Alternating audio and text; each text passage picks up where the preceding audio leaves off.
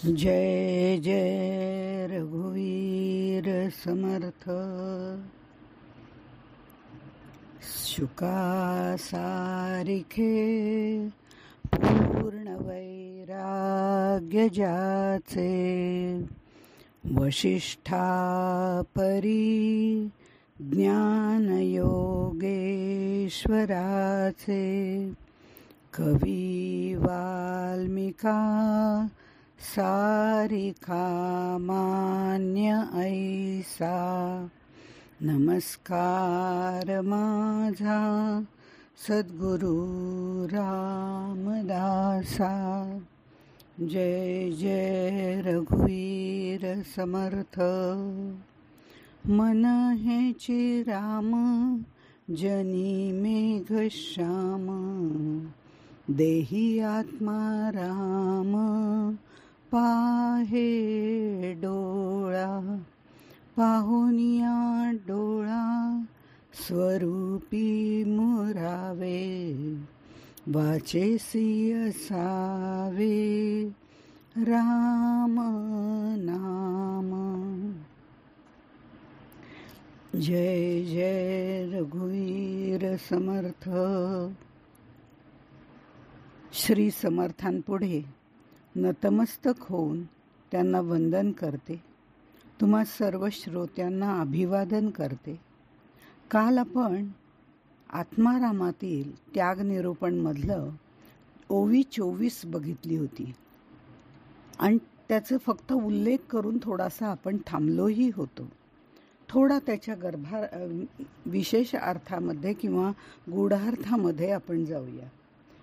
त्याचा विचार करता आपण जर श्रवणाबद्दल काल समर्थ आपल्याला सांगतायत की श्रवण कसं करायचं, काय पद्धतीने करायला पाहिजे, हे जे सांगतायत ते अजून त्यांनी सोडलेलं नाही।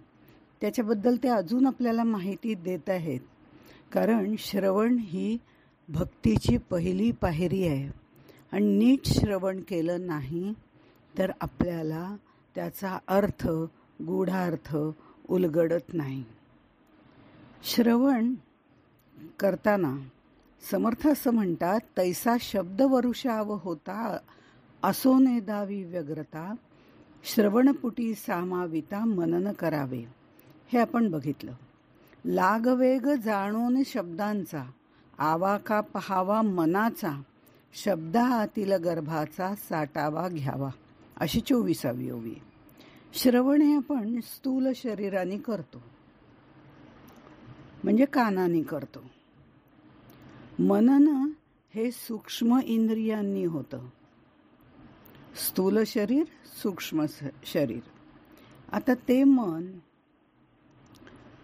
मन आणि बुद्धी हे दोन्ही एकत्र आली तर त्याचं चिंतन होतं आणि मन निदिध्यासन होऊन आणखीन सूक्ष्म पातळीवरती आपल्या अंतःकरणात किंवा चित्तात ते ठसवलं जातं आणि हे जेव्हा ठसवलं जातं त्यावेळेलाच ते आचरणात येऊ शकतं, तोपर्यंत नाही। म्हणून शब्द ऐकताना चित्त एकाग्र असावं आणि चंचल मनाला विवेकाने आवरावं लागतं। आता मनाने केलेलं जे आहे ते मनन, त्याला बुद्धीची जोड मिळाली की होतं ते चिंतन। मग बुद्धी म्हणजे काय आहे? खरं म्हणजे मुळात बुद्धी ही शुद्ध स्वच्छ अशीच आहे, कारण ती सत्वगुणाची आहे, अग्नितत्वाची आहे। जे जे सत्वगुणाचं असतं ते स्वच्छ आणि शुद्ध असतं आणि शिवाय तिच्यामध्ये तेजतत्व सुद्धा आहे। म्हणजे तेजतत्व म्हणजे काय हे आपण आधी बघितलंय, आत्म्याचा प्रकाश। आता त्या तेजतत्वामुळे त्या आत्म्याचा प्रकाश घेण्याची क्षमता त्या बुद्धीमध्ये येते, कारण तिच्यातलं तेजतत्व असतं ते आत्म्याचा प्रकाश आतमध्ये ओढून घेऊ शकतं। म्हणजे सत्वगुणी आणि अग्नितत्वाची बुद्धी मनन आणि चिंतन करू शकते, जर ती जास्त मनाकडे तिचा ओढा वाढला नाही तर।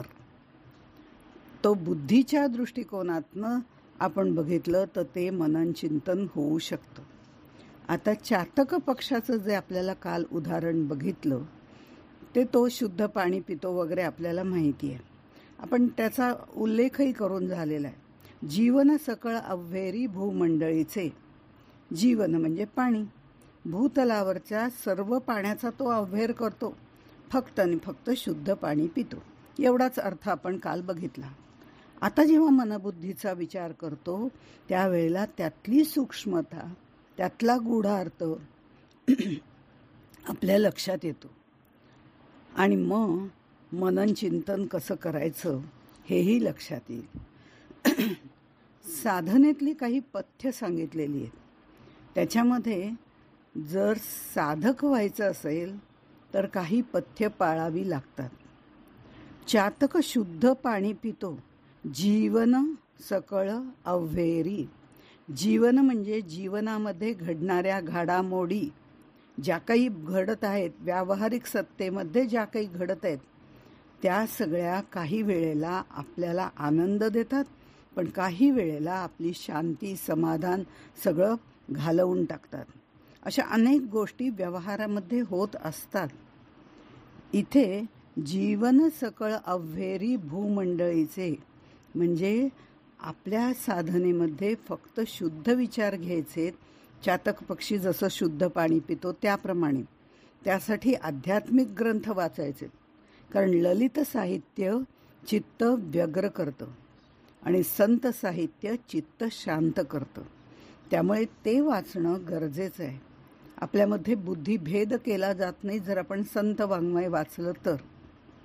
म्हणून बाकी सगळ्या गोष्टींचा अव्हेर करायचा आहे, संत साहित्य वाचायचं आहे. हा एक मुद्दा.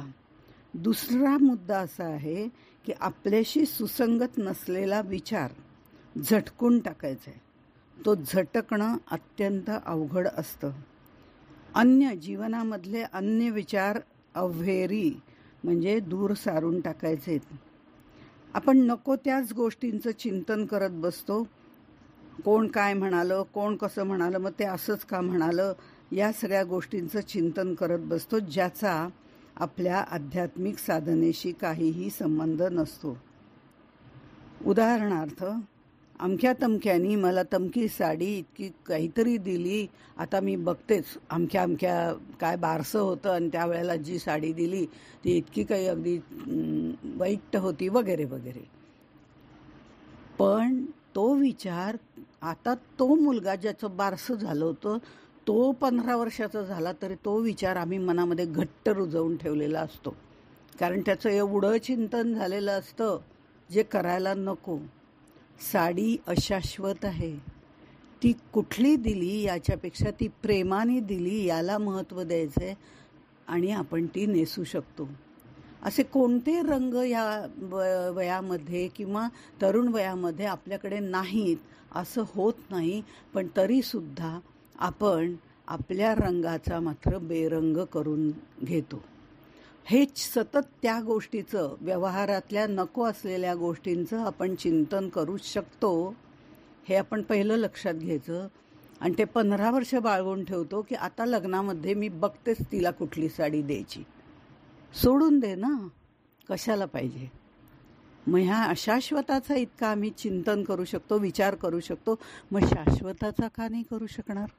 चिंतन करणं ही माणसाची प्रवृत्ती आहे ना, फक्त त्याला योग्य दिशा मिळावी लागते. जीवन सकळ अव्हेरी. बाकीच्या सगळ्या गोष्टी अशाश्वत आहेत.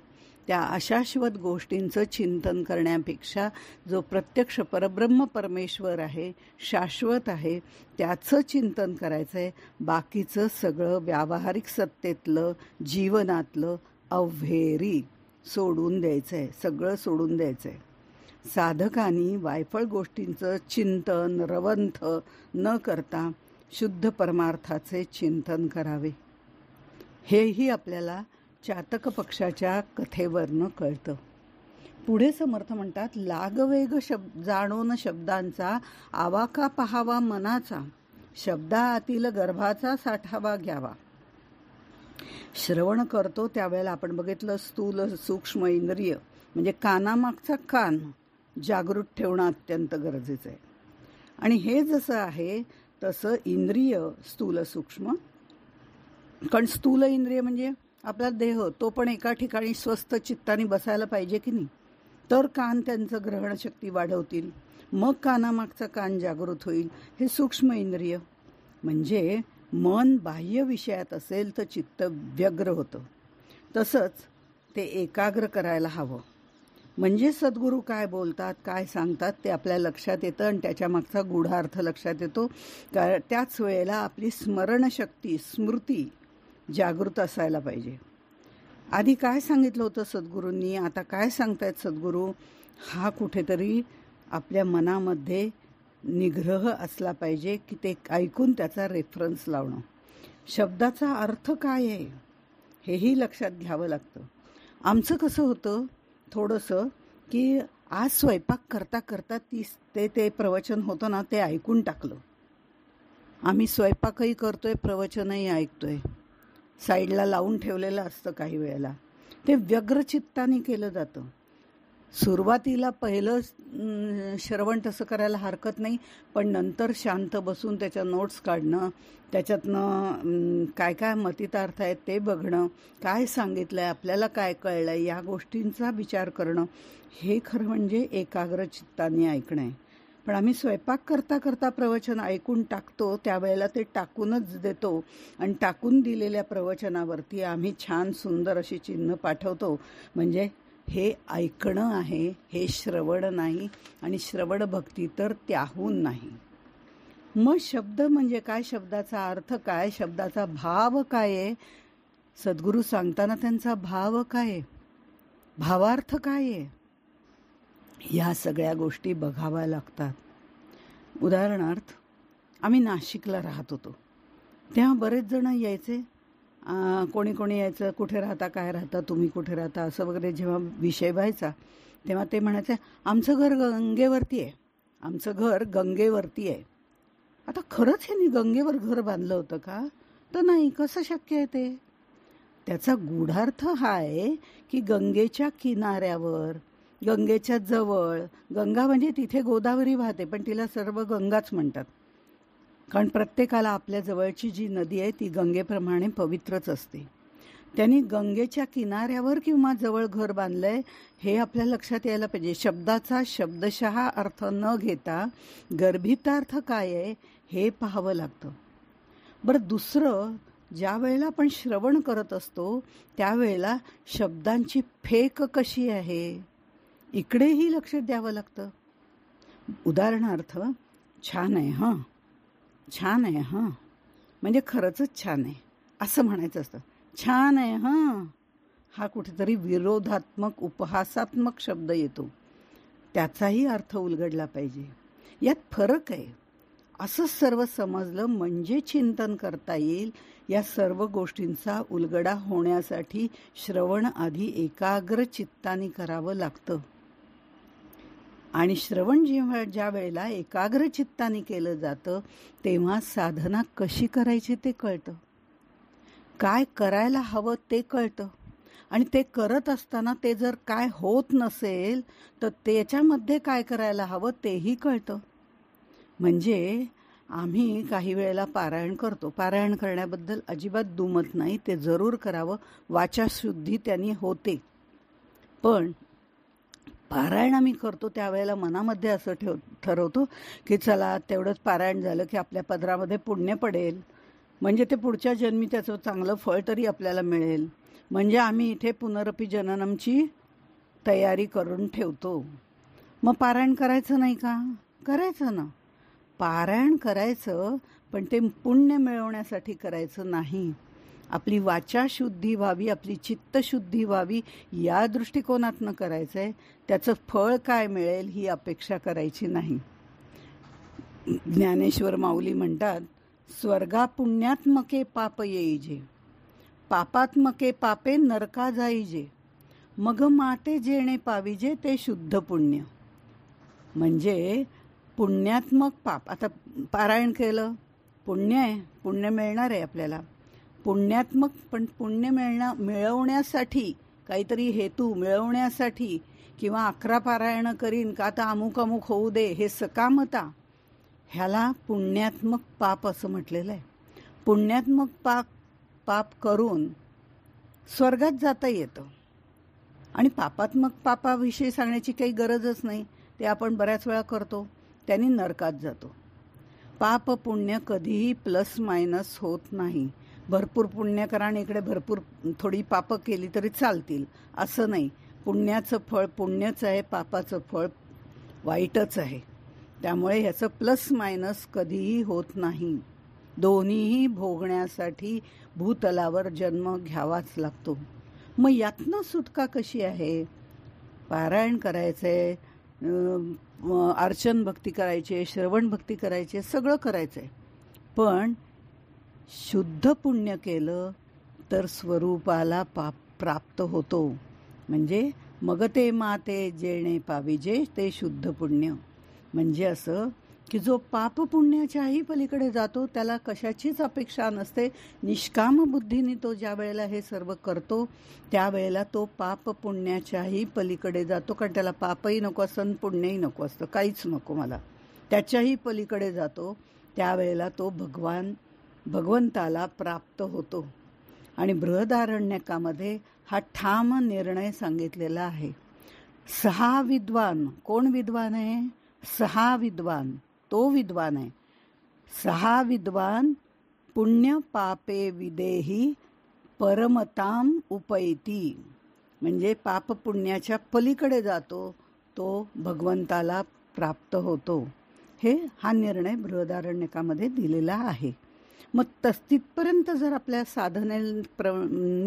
साधना करून आपल्याला जायचं असेल तर त्याची सुरुवात श्रवणापासूनच करायची. मग ते श्रवण जाता जाता केलं, ऐकता ऐकता केलं, अमकं करता करता केलं, त्यापेक्षा ते एकाग्र होऊन त्याचं मनन चिंतन करणं महत्त्वाचं आहे. एखादा कोणी फ्रेंच बोलत असेल, जर्मन बोलत असेल, ती भाषाच आहे. तो बोलतोय तेही शब्दच आहेत, पण मी त्याच्या अर्थापर्यंत पोहोचू शकत नाही, कारण मला ती भाषाच समजत नाही. एखादी गोष्ट समजण्यासाठी त्याचा अर्थ कळणं आवश्यक आहे. अर्थ मनावर ठसला तरच मनन करता येतं. थोडक्यात श्रवण जे करायचंय ते मनापासून करायचंय. लाग वेग जाणोन शब्दांचा, आवाका पहावा मनाचा, शब्दा आतील गर्भाचा साठावा घ्यावा. आणि ते बरोबर जे त्यातलं छान आहे, सुंदर आहे, पवित्र आहे, ते मनामध्ये ठासून ठेवायचं आहे. ही श्रवण भक्ती म्हटली जाते. श्रवण ही अध्यात्माची पहिली पायरी आहे. आणि सावध असणारं मन तत्वचिंतन करू शकतं. म्हणून मन नेहमी सावध, साक्षेपी आणि दक्ष असावं लागतं. हे सर्व सांगून झाल्यानंतर आता तू खरोखरीच मनापासून ऐक. आता मी तुला पुन्हा हे सगळं सांगतोय.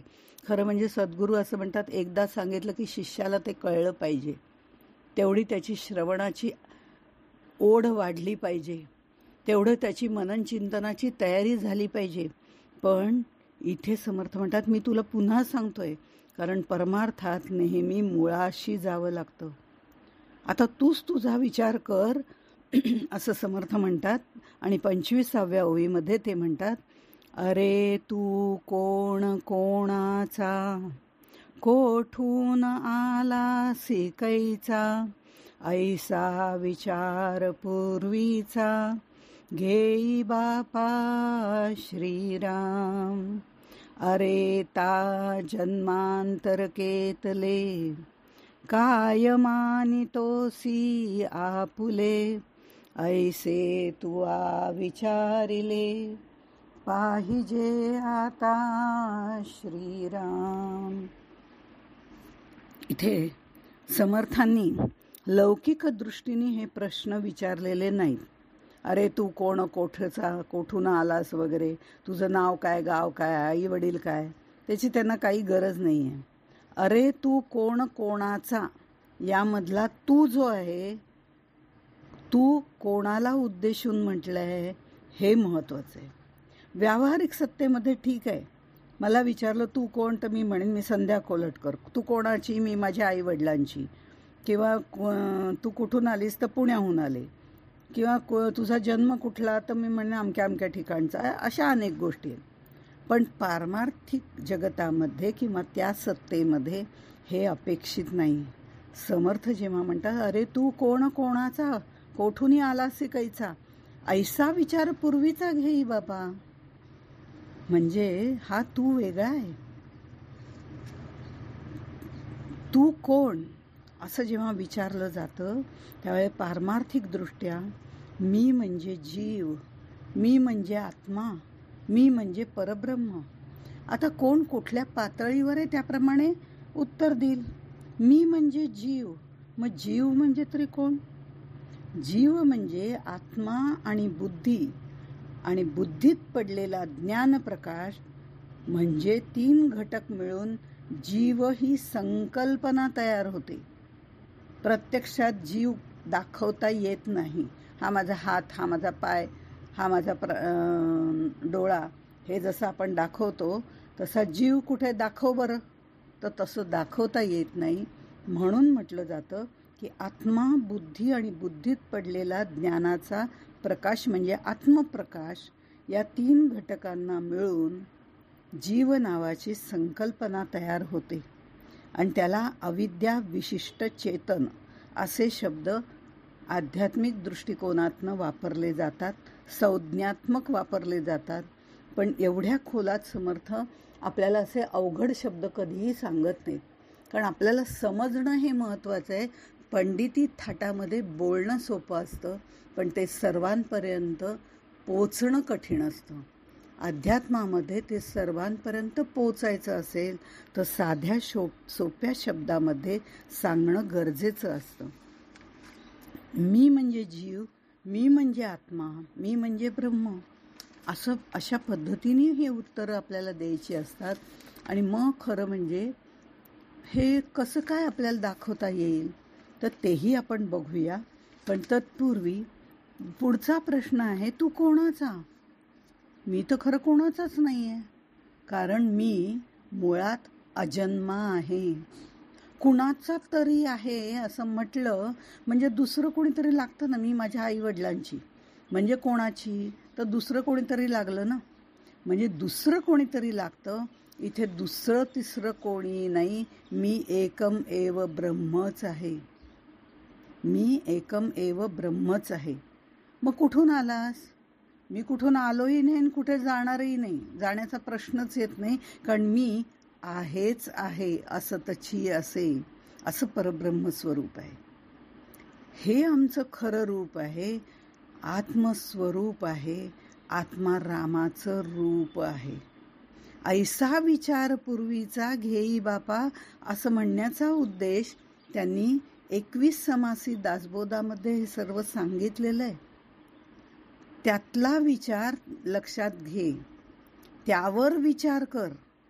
पूर्वारंभ म्हणूनही एक लघु प्रकरण आहे, त्याच्यातही त्यांनी सांगितलंय, जयासी तुके धुंडाळिले ते जवळची देखिले, आपणाकडे पाहो गेले तव ते आपणची. अरे आपणच आहोत. तो मी जो आहे हा मी कोणाचाच नाही आहे.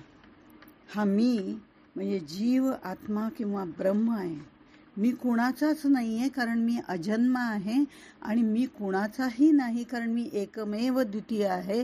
त्यामुळे मी कुठून आलो नाही, मी कुठे जाण्याचा प्रश्न नाही. मी आहेच आहे. हा विचार इथे घ्यायचा आहे आपल्याला. म्हणजे हे आध्यात्मिक दृष्टिकोनातनं जर विचार केला तर आपल्या लक्षात येईल की हा प्रत्येक गोष्टीमध्ये संत वरवर आपल्याला सांगत असले तरी त्यातला गूढार्थाचा विचार बुद्धीच्या सारासार नित्यानित्य विवेकानेच करावा लागतो. आणि तो करण्यासाठी श्रवण एकाग्र मनाने करावं लागतं, तेव्हाच ते साधतं. आता ते म्हणतात, या सगळ्याचा विचार केल्यानंतर परमेश्वराने तुला सर्व इंद्रियांनी संपन्न असं शरीर दिले ना, धन्य धन्य हा नरदेहो दिलेला आहे ना. मग त्याचा प्रवास यशस्वी करण्याकरता खरं म्हणजे तू प्रयत्न करायला पाहिजे. पण तू मात्र भ्रमेण त्वं भ्रमेण अहम अशा पद्धतीने मी तू या भ्रमामध्ये गुरफटून गेलेला आहे, सगळं माझं माझं म्हणत बसलाय. ते खरंच तुझं आहे का याचा विचार कर ना, याचा विचार कर. हे शरीर सुद्धा तुला जे दिलंय ते त्यासाठी दिलेलं नाहीये, ते साधन म्हणून या साधनेसाठी वापर, त्याच्यासाठी दिलेलं आहे. तू अनेक जन्म घेतलेस आणि ह्यामध्ये गुरफटून बसलायस, सर्वांना माझं माझं म्हणतोयस, हे माझे ते माझे, आई वडील माझे, बहीण भाऊ माझे, या सगळ्या पसाऱ्यामध्ये गुंतून गेलेला आहेस. हे खरंच तुझे आहेत का? भागवतात एक कथा येते चित्रकेतूची. ती कथा अशी म्हणते की त्याला सर्व प्रकारचं वैभव होतं, सुख होतं, सगळं होतं, काय नव्हतं असं नाहीच चित्रकेतूला. पण एक न्यून होतं, ते म्हणजे त्याला मुलगा नव्हता. अंगिरा ऋषींनी त्याच्याकडून एक यज्ञ करून घेतला आणि त्यानंतर त्याला आणि त्याची जी पत्नी कृत्युद्युती त्या राणीला पुत्र झाला, पुत्रप्राप्ती झाली. इतर राण्या ज्या होत्या मत्सर करायला लागल्या, कारण तिला पुत्र झाला, आता तो गादीवर बसणार, म्हणजे त्यांची वेगळीच कथा. ही आनंदात होती, हिला पुत्र झाला, आता आपला पुत्र राजकुमार आहे, तो गादीवर बसणार आहे, तिचं स्वप्न. अशा ह्या सगळ्या प्रत्येकाच्या वेगवेगळ्या धारणा असतात, ज्या पारमार्थिक नसतात, त्या लौकिक गोष्टीतल्या असतात. पण इथे जर विचार केला तर त्या राजपुत्राला मत्सरामुळे अन्य राण्यांनी विष दिलं आणि तो मरण पावला. राजा राणीचं अत्यंत त्याच्यावर प्रेम होतं, ते शोकग्रस्त झाले. आम्ही नेहमी ग्रस्त आणि त्रस्त असतो ते अशा गोष्टींचा विचार केल्यामुळे. नारद मुनींनी आणि अंगिरा ऋषींनी त्याचं खूप सांत्वन केलं. अरे बाबा, हे सगळं विसर, हे काही शाश्वत नाही. तो आणखीन 25 वर्षांनी जायचा असता तर आत्ता गेला, काय फरक पडतो, तुला पुत्रच झाला, असं वगैरे त्यांनी समजावलं. पण ते तसं काही होत नाही, आपण त्याच्यात फार गुरफटतो. तेव्हा तू हे विसर, आता तुझं मन स्वस्वरूपी लाव, ते खरं शाश्वत तत्व आहे. पण आम्ही लक्ष देत नाही. राजा राणी दोघंही ऐकायला तयार होईनात. त्यावेळेला ते म्हणे, आम्हाला एकदा तरी मुलाला भेटायचं, एकदा तरी शेवटचं भेटायचंय. नारद मुनींनी त्या मृत जीवात्म्याला बोलवलं, त्याला सांगितलं, अरे बाबा, तुझे आईवडील आठवण काढतायत, बघ जरा. आणि तिथे राजा राणी होते. त्या मृत जीवाला जेव्हा थोडंसं जिवंत करून बोलवलं, जिवंत करून म्हणजे त्याला, त्यावेळेला त्या मृत जीवानी काय विचारलं, कोणत्या जन्मातले आईवडील, कोणत्या जन्मातले आईवडील, म्हणजे पशु योनीत होतो तेव्हाचे का, मानव योनीत होतो, मनुष्य योनीत होतो तेव्हा, की देव योनीत होते तेव्हा, म्हणजे कोणत्या योनीतले. कारण माझे वेगवेगळे आईवडील आहेत वेगवेगळ्या योनीमध्ये. आता कोणत्या, म्हणजे माझे कोणते आईवडील होते हे सुद्धा तो विसरून गेलेला आहे. त्यामुळे असं त्यांनी म्हटलेलं आहे. म्हणजे तिथे जीव ज्या वेळेला निघून जातो तेव्हा त्याला मागची स्मृती राहत नाही. पण मनुष्य देहात आपल्याला स्मृती असते, त्याचा उपयोग परमार्थासाठी करायचा आहे. इथे मात्र आपल्याला वेगळा विचार आहे. गदिमा म्हणतात त्याप्रमाणे 2 ओंडक्यांची होते सागरात भेट, तसं आपलं आहे. तितक्यापुरतं भेटायचं, एकमेकांना आनंद द्यायचा, सोडून जायचं आहे. चरपट पंजरिका स्तोत्रामध्ये शंकराचार्य विचारतात, कस्त्वं कोहम कुत आहायातः कामे जननी कोमे तातः. असे अनेक जन्म आम्ही घेतो. जन्माला आल्यानंतर त्याच्या भोवतालची माणसं त्याला विविध प्रकारची नाती जोडतात, मी तूपणाचा संस्कार करतात. हे आई, हे बाबा, हे मी तूपणाचा संस्कार करतात आणि आम्ही आमच्या जीवनाचा हेतूच विसरून जातो. त्यामुळे हे सगळं लक्षात घेऊन श्रवण करायचं असतं. आणि आता मी जीव आहे, मी ब्रह्म आहे, हे आपण सगळं जे म्हणत असतो त्याचाही थोडासा विचार आपल्याला करायचा आहे. तो आपण उद्या करू.